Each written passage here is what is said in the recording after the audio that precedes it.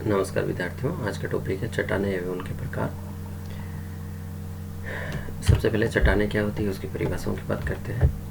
पृथ्वी की भूपर्पट्टी का वह भाग जो प्राकृतिक तथा जैविक पदार्थों की क्रिया से बनता है उसे चट्टान कहते हैं। तो कहने का मतलब हुआ पृथ्वी के सबसे जो ऊपरी भाग है उसमें प्राकृतिक और जैविक पदार्थों के मिश्रण से जो भूभाग बनता है वो चट्टान कहलाता है। दूसरे शब्दों में कह सकते हैं कि पृथ्वी की पपड़ी का वह कठोर और दृढ़ भाग जिसका निर्माण खनिज पदार्थों के मिश्रण से हुआ है।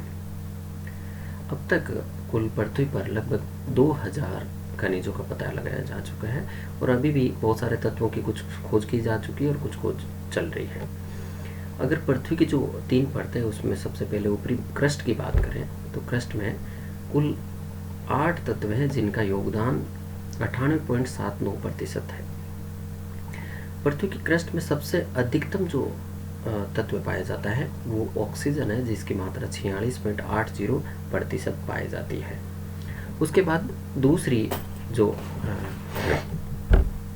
दूसरा तत्व है सिलिकॉन 27.72%, एल्यूमिनियम 8.13% और लोहा है वो 5.0% पाया जाता है। कहने का मतलब है ये 4 तत्व हैं वो अधिक मात्रा में पाए जाते हैं। कुल 8 तत्व हैं जिनका योगदान 98.79% है। चट्टान है का वर्गीकरण। पृथ्वी के जो चट्टान है पृथ्वी के आंतरिक भाग में या ऊपरी सतह पर जो पाई जाती है उनकी उत्पत्ति के आधार पर उन 3 भागों में विभाजित किया जाता है। पहली आग्नेय चट्टानें, दूसरी अवसादी चट्टानें, तीसरी रूपांतरित या कायांतरित चट्टानें। जो पृथ्वी पर सबसे पहले निर्मित हुई उनको आग्नेय चट्टानें कहा जाता है। और आग्नेय चट्टान इग्निस रॉक, आग्नेय चट्टान लैटिन भाषा के इग्निस शब्द से उत्पन्न हुआ जिसका अर्थ है अग्नि, अर्थात अग्नि से उत्पन्न होने वाली आग के फलस्वरूप उत्पन्न होने वाली। इन चट्टानों का निर्माण गर्म मैग्मा लावा के ठंडे होकर जमा होने से हुआ, अर्थात पृथ्वी की उत्पत्ति के समय से इन चट्टानों का निर्माण सबसे पहले हुआ, इसलिए इन्हें आग्नेय चट्टानों को प्राथमिक चट्टान भी कहा जाता है। आग्नेय चट्टानों के कुछ एग्जाम्पल है जैसे बेसाल्ट है, ग्रेनाइट है, डायराइट है, पेरिडोराइट आदि आग्नेय चट्टानों के उदाहरण। अब आग्नेय चट्टानों का विशेषता क्या है? आग्नेय चट्टानों का निर्माण ज्वालामुखी क्रिया से निकले मैग्मा मतलब पृथ्वी के आंतरिक भाग में, या लावा अर्थात जो ऊपरी मैग्मा आंतरिक भाग से आकर बाहर फैलता है तो उसको लावा कहते हैं। इनके ठंडे होने से इन चट्टानों का निर्माण हुआ है। इन चट्टानों की विशेषताएं क्या है? पहली, ये चट्टानें रवेदार पाई जाती हैं। दूसरी, ये चट्टानें संधियां और रंध्र रहित होती है जिसमें जल आसानी से प्रवेश नहीं कर पाता। जॉइंट नहीं पाए जाते। आग्नेय चट्टानों में जॉइंट बिल्कुल नहीं पाए जाते। नहीं पाए जाने का कारण है क्योंकि ये चट्टानें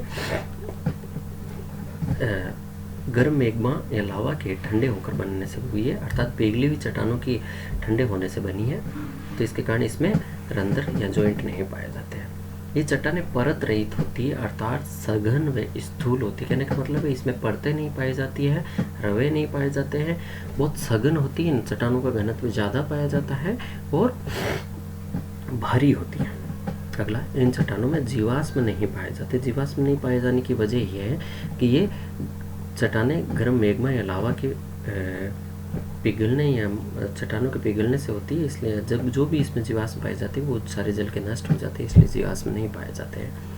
इन चट्टानों में धात्विक खनिजों की प्रधानता होती है और इन चट्टानों पर रासायनिक क्रियाओं का है वो प्रभाव बहुत कम होता है। कहने का मतलब रासायनिक क्रियाएं जो हाइड्रेशन, कार्बोनेशन, जलयोजन जो भी जितनी क्रियाएं होती हैं उनका प्रभाव कम पाया जाता है।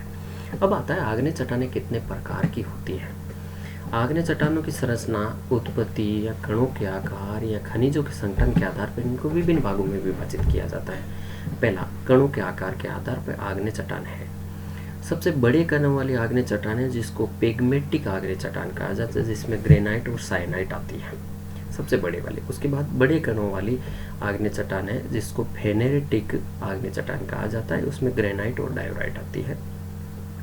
उसके बाद आती है सूक्ष्म कणों वाली आग्नेय चट्टान, एफेनेटिक आग्नेय चट्टान है जिसमें बेसाल्ट, ग्रेनाइट और डायोराइट। अगली आती है मिश्रित कणों वाली आग्नेय चट्टान है, पोरफायरिटिक आग्नेय चट्टान, जिसमें बेसाल्ट, ग्रेनाइट और डायोराइट आती है। और एक अंत में आती कणों, बहुत सूक्ष्म, बहुत छोटे कण, कण रहित, जिसमें कण होते ही नहीं है, वो ग्लासी आग्नेय चट्टान, पिच स्टोन या क्यूमिक, ये कणों के आकार में 5 प्रकार के चट्टान है। अगला आता है रासायनिक संरचना के आधार पे, मतलब उसमें कौन कौन से पदार्थ अर्थात सिलिका की मात्रा कितनी पाई जाती है।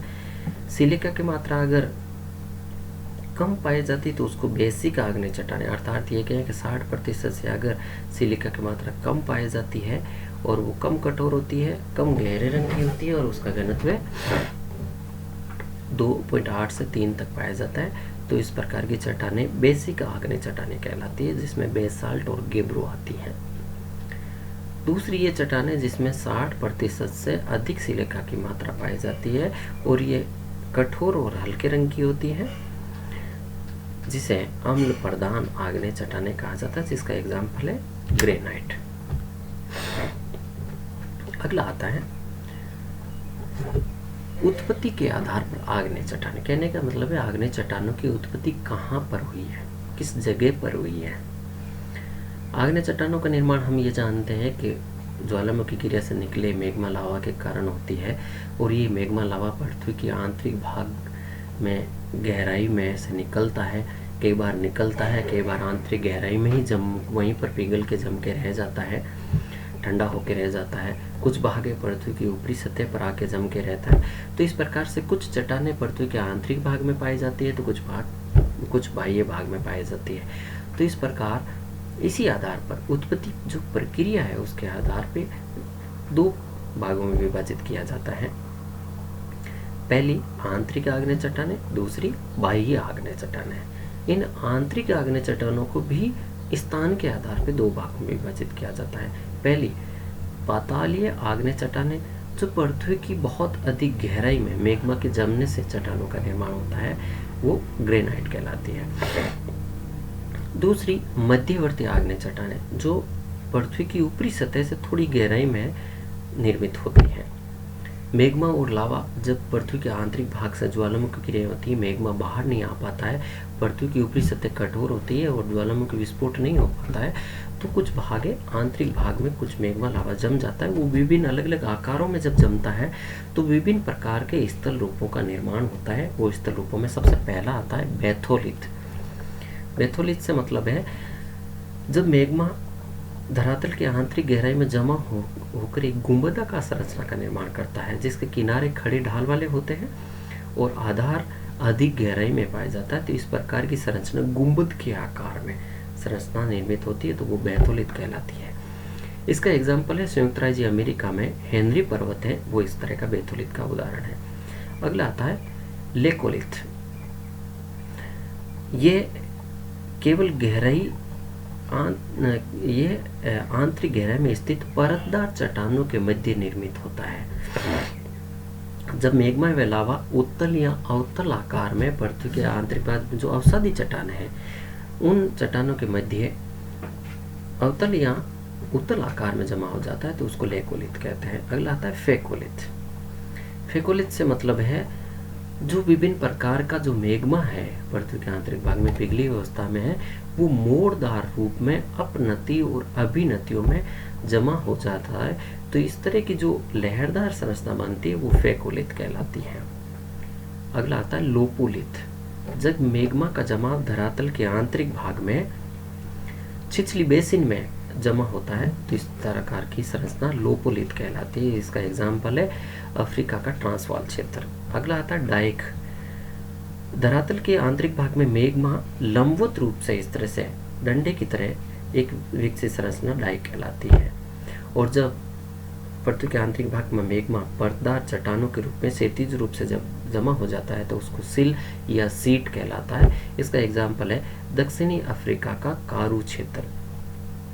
दूसरी प्रकार की जो बाह्य आग्नेय चट्टान है, जब मैग्मा या लावा पृथ्वी के आंतरिक भाग से आकर बाहर फैलता है, पृथ्वी की सतह पर फैलता है, तो एक परतदार चट्टानों का इस तरह से आग्नेय चट्टानें पृथ्वी की सतह पर मैग्मा या लावा के शीतलन के फलस्वरूप होती है।